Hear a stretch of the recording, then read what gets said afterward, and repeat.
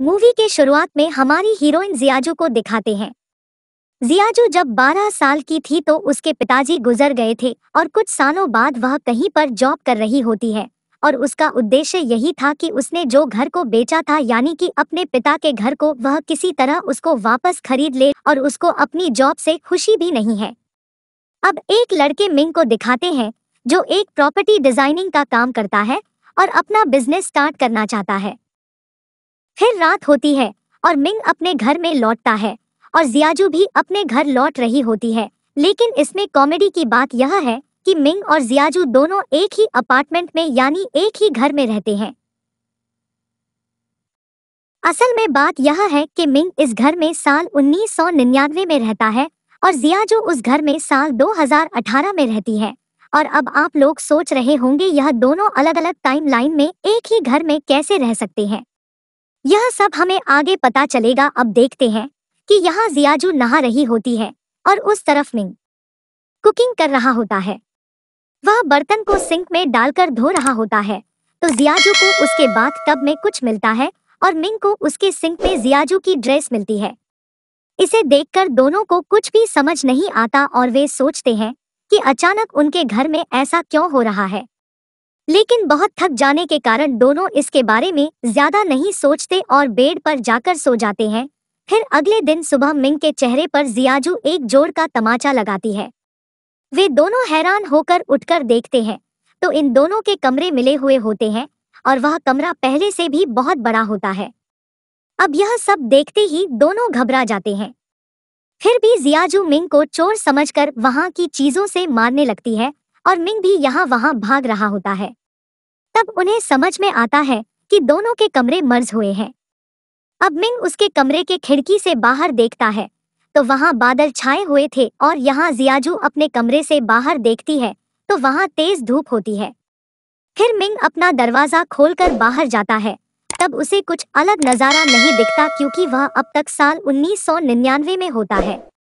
लेकिन जब जियाजू मिंग के दरवाजे से बाहर देखती है तो को एकदम आश्चर्यचकित हो जाती है क्योंकि वह अब तक साल 2018 में ही जी रही थी।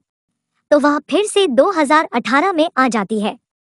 लेकिन अब यह देखकर मिंग बड़ा ही हैरान हो जाता है क्योंकि वह अब तक 1999 में जी रहा था और अब 2018 में टेक्नोलॉजी और भी एडवांस हो गई होती है। फिर दोनों घबराकर अंदर जाकर दरवाजा बंद कर देते हैं। तब जियाजू मिंग के चेहरे पर एक और तमाचा लगाती है और मिंग उससे इसका कारण पूछता है। तब वह कहती है कि यह सपना है, यह सच जानने के लिए मैंने तुम्हें तमाचा मारा। फिर मिंग कहता है कि इस तरह लड़ते रहने से कुछ नहीं होगा, क्यों ना हम दोनों इन दोनों दरवाजों को एक साथ खोल कर देखते हैं कि क्या होता है। लेकिन उस समय उन दोनों के कमरे फिर से मर्ज होने लगते हैं। तब वे समझ जाते हैं कि दोनों दरवाजों को एक साथ खुला नहीं जा सकता। अब जियाजू को याद आता है कि 1999 में उसके पिताजी जिंदा थे, इसलिए वह मिंग से कहती कि तुम अपने तरफ का दरवाजा खोलकर मुझे तुम अपने टाइमलाइन में ले लो क्योंकि मुझे मेरे डैड से मिलना है। और मिंग उसे वहां ले आता है। अब 1999 में आते ही जियाजू अपने पिताजी से मिलने के लिए बहुत ही खुश है। लेकिन वहां पहुंचते ही वह देखती है उसके पिताजी 10 साल के जियाजू के साथ खेल रहे हैं। अब यह देखकर जियाजू बहुत भावुक हो जाती है और वह उनसे मिलने के लिए तेजी से उनके पास जाने लगती है। तभी अचानक वहां पर भूकंप आ जाता है और तेज हवा भी आने लगती है, जिसके कारण वह अपने पिताजी से मिल नहीं पाती। फिर वह गुस्सा होकर फिर से अपने अपार्टमेंट में लौट आती है। अब मिंग उससे कहता है कि जैसे मैं अपने टाइमलाइन में तुम्हें ले गया, ठीक उसी तरह तुम भी मुझे अपनी टाइमलाइन में ले चलो। तब जियाजू उसे एडवांस लैपटॉप देती है और उस लैपटॉप को देखकर मिंग बड़ा ही सरप्राइज हो जाता है। तब वह खुद को फ्यूचर में देखने के लिए उस लैपटॉप में अपना नाम टाइप करके सर्च करता है। तभी वहां पर भूकंप आने लगती है और फिर जियाजू को यह समझ आता है और वह मिंग से कहती है हम दोनों हमारे अतीत या वर्तमान के लोगों से संपर्क नहीं कर सकते और ऐसा करने की कोशिश करते ही इस तरह के भूकंप आ जाएंगे। एक साथ दो दरवाजे को नहीं खोल सकते और अब तुम्हारे दरवाजे को सिर्फ तुम ही खोल सकते हो और मैं उससे बाहर आ सकती हूँ और मेरे दरवाजे को सिर्फ मैं ही खोल सकती हूँ और तुम उससे बाहर आ सकते हो। और अगले सीन में एक साइंटिस्ट और एक अमीर बिजनेस में एक मीटिंग में बातें करते हुए दिखाते हैं। तब वह साइंटिस्ट कहता है कि हमने उस डायमेंशनल टाइमलाइन को क्रिएट कर लिया, लेकिन वह टाइमलाइन हमारी जगह पर ना आकर इस सिटी में किसी और जगह में क्रिएट हो गई। किसी भी तरह उस जगह को खोजना होगा। अब रात हो जाती है और मिंग और जियाजू को नींद नहीं आती। तब जियाजू कहती है कि मेरे पिताजी मुझे छोड़कर ऊपर चले गए हैं, लेकिन मैं उस घर को वापस खरीद कर ही रहूंगी। अभी इसी तरह वो भावुक होकर बातें कर रही होती है। फिर सुबह हो जाती है और जियाजू और मिंग दोनों ही अपने टाइम लाइन में ऑफिस के लिए निकलते हैं। असल में जियाजू को एक अमीर आदमी के साथ शादी करनी होती है, और इतना ही नहीं, उसकी एक शर्त भी होती है। उससे शादी करने वाला आदमी अगर उसका घर वापस खरीद कर उसको देता है तो उसी से वह शादी करेगी, और इसी शर्त के साथ वह कई लोगों को डेट भी करती है। लेकिन उसके इस शर्त को कोई नहीं मानता, और ऐसे ही चलते चलते उसे एक दिन अमीर आदमी मिलता है जो कि उसके शर्त पर राजी हो जाता है। फिर वह कहता है कि कुछ ही समय में मैं तुम्हारे घर को खरीद लूंगा, और फिर ऊपर से हम दोनों के नाम के नेम के प्लेट्स को लगाना होगा, और उसके लिए कुछ पैसे लगेंगे, और ऐसे छोटे मोटे खर्चे के लिए मैं कैश कैरी नहीं करता, इसलिए अगर तुम्हारे पास कुछ पैसे हैं तो मुझे दे दो। और इसकी बातों में आकर जियाजू भी उसको एटीएम से पैसे निकाल कर देती है, और फिर वह कहता है कि मैं पानी की बोतल लेकर आता हूँ। लेकिन काफी देर हो जाती है और वापस नहीं लौटता, और तब जियाजू को पता लगता है कि वह असल में एक चोर था और उसके पैसे को लेकर चला गया, और इससे जियाजू बहुत दुखी होती है। पुलिस के इन्वेस्टिगेट करने तक वह बैंक के बाहर ही बैठी रहती है। यहाँ मिंग अपने रेस्टोरेंट के अंदर ड्रिंक ले रहा होता है। तब उस रेस्टोरेंट में उस कंपनी का ऑनर, उसका मैनेजर जूनी और उसके साथ एक एम्प्लॉय, ऐसे 3 लोग आते हैं। तब उनसे ऑनर कहता है हमें आगे चलकर और भी बिजनेस करना है, और इसके लिए हमारे पास बहुत सारे आइडियाज हैं, और यह कहकर चला जाता है।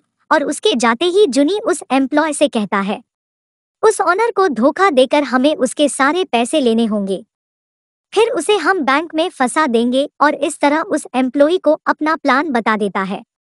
तब फिर बाथरूम को दिखाते हैं जहां मिंग कुछ गिरा देता है, और उसकी आवाज सुनकर जूनी समझ लेता है कि किसी ने उनका प्लान सुन लिया है। फिर वह बाथरूम के पास जाकर झुककर देखता है और मिंग के पैर को पकड़कर खींच लेता है, उसको बाहर निकालता है। फिर मिंग को देखते ही वह कहता है अच्छा, तुम्हें कोई बिजनेस स्टार्ट करने के लिए पैसों की जरूरत थी ना, उसके लिए मैं तुम्हें बैंक से लोन अरेंज करवा कर देता हूँ, लेकिन तुम मेरी कही हुई बातों को किसी और से नहीं कहोगे। तब मिंग कहता है कि ठीक है, मैं सोच कर बताता हूँ। फिर थोड़ी देर बाद जूनी मिंग को अपने केबिन में बुलाकर कहता है कि मैं तुम्हें क्यों लोन अरेंज करके दूं, तुमने तो सिर्फ मेरी बात सुनी, लेकिन तुम्हारे पास उसका कोई प्रूफ तो नहीं है, और अब तो तुम्हें मैंने नौकरी से भी निकाल दिया है, तो तुम अब घर जा सकते हो। इस पर मिंग उससे कई बार रिक्वेस्ट करता है और कहता है मैं इस बात को किसी और से शेयर नहीं करूंगा, और प्लीज मुझे नौकरी से मत निकालिए। लेकिन जूनी उसकी बातों को इग्नोर करता है और उसे नौकरी से निकाल देता है। यहाँ जियाजू एक ज्वेलरी शॉप में काम कर रही होती है।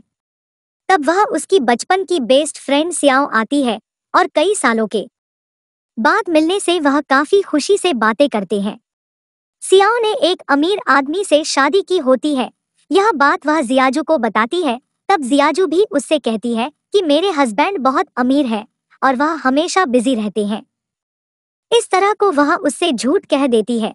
तब सियाओ उससे कहती है कि आज रात तुम अपने हस्बैंड को साथ लेकर आओ, हम डिनर साथ में करेंगे, और मैं भी अपने हस्बैंड को साथ लेकर आऊंगी।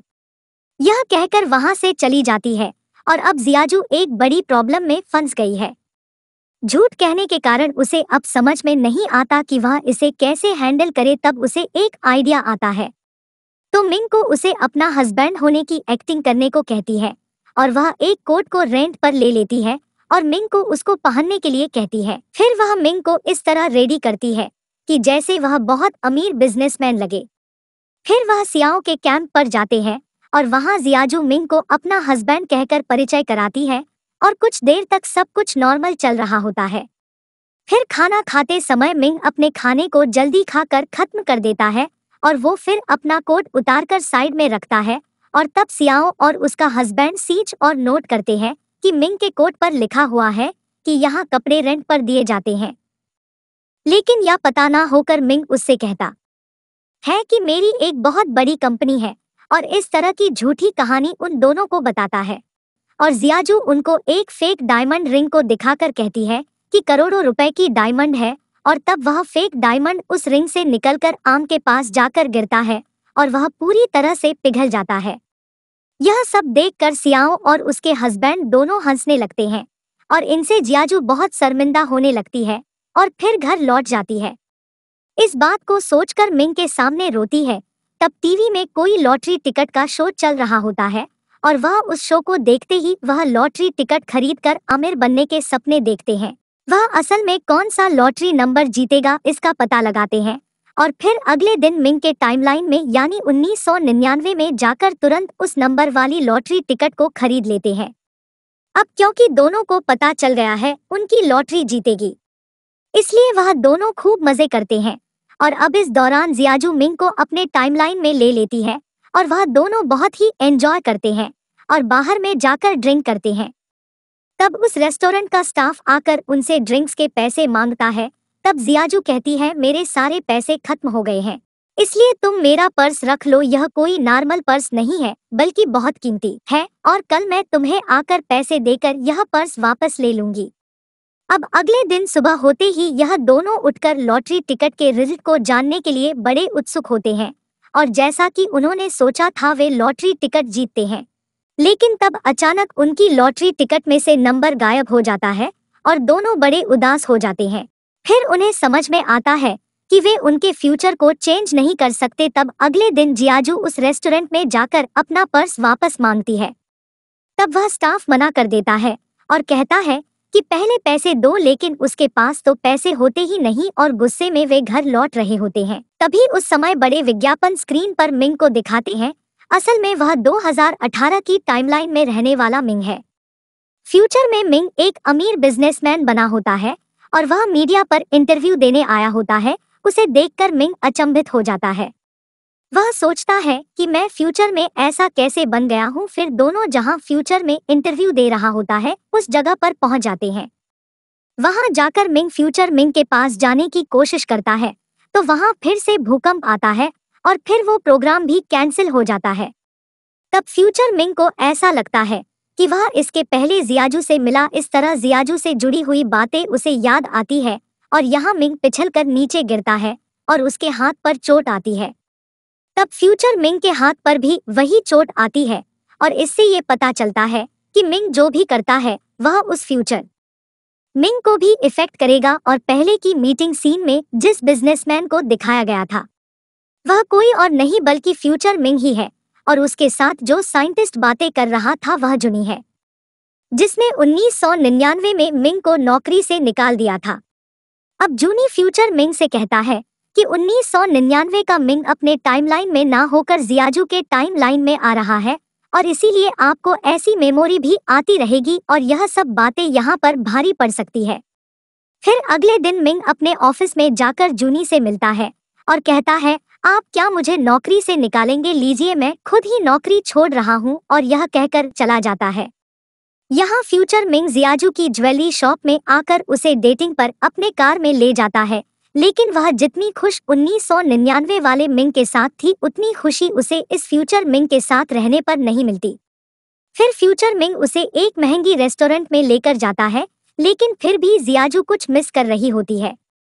डिनर करते समय फ्यूचर मिंग उससे कहता है कि मुझे पता है तुम 1999 वाले मिंग के साथ रह रही हो, लेकिन अब तुम मेरे पास्ट के साथ ना रहो क्योंकि इससे मेरा फ्यूचर इफेक्ट हो सकता है। मैं किसी और के साथ आगे बढ़ रहा हूँ, लेकिन उसमें तुम्हारी वजह से कोई प्रॉब्लम आ सकती है और तुम्हारे बचपन के घर को मैं तुम्हें वापस खरीद कर दे दूंगा, लेकिन उसके बदले तुम्हें 1999 वाले मिंग को छोड़कर उसे दूर जाना होगा। अब यह सब सुनकर और कोई रास्ता ना होने पर जियाजू इस पर राजी हो जाती है, लेकिन वह उस घर के लिए नहीं बल्कि उसकी वजह से मिंग के फ्यूचर में कोई प्रॉब्लम ना हो यह सोचकर हाँ कर देती है। फिर जियाजू घर आते ही मिंग से कहती है कि मुझे और कोई जगह पर अच्छी नौकरी मिल चुकी है, इसलिए मैं यहाँ से जा रही हूँ। और अगले दिन सुबह होते ही वह अपना सारा सामान लेकर उस अपार्टमेंट से बाहर निकलती है और मिंग को छोड़कर जाने के बारे में सोचकर रोने लगती है।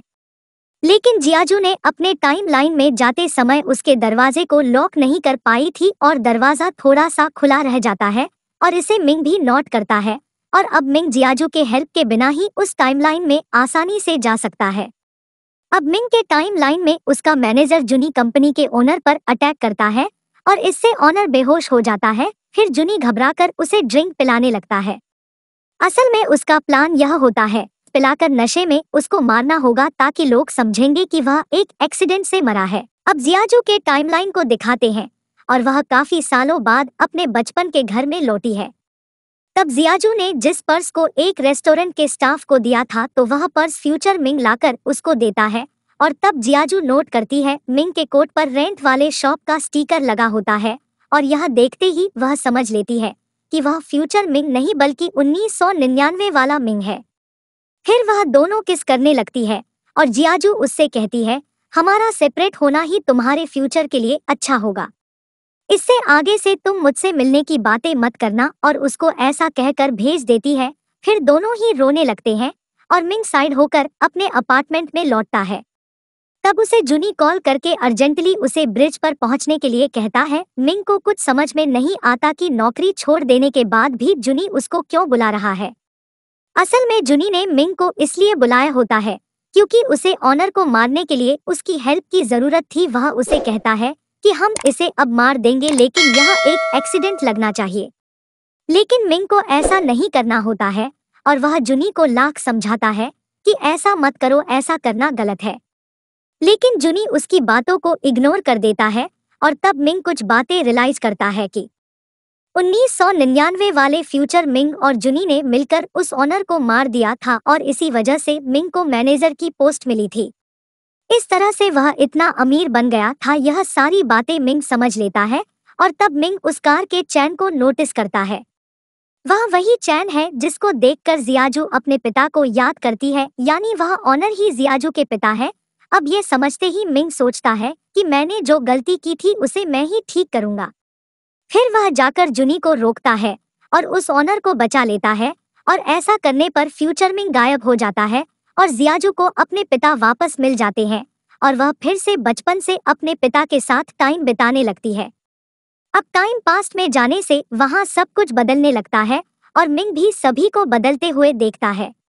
वह अब जियाजू से मिलने के लिए उस अपार्टमेंट की तरफ भागता है और दोनों एक दूसरे से मिलने के लिए भाग कर आते हैं और फिर दोनों एक ही जगह पर मिलते हैं।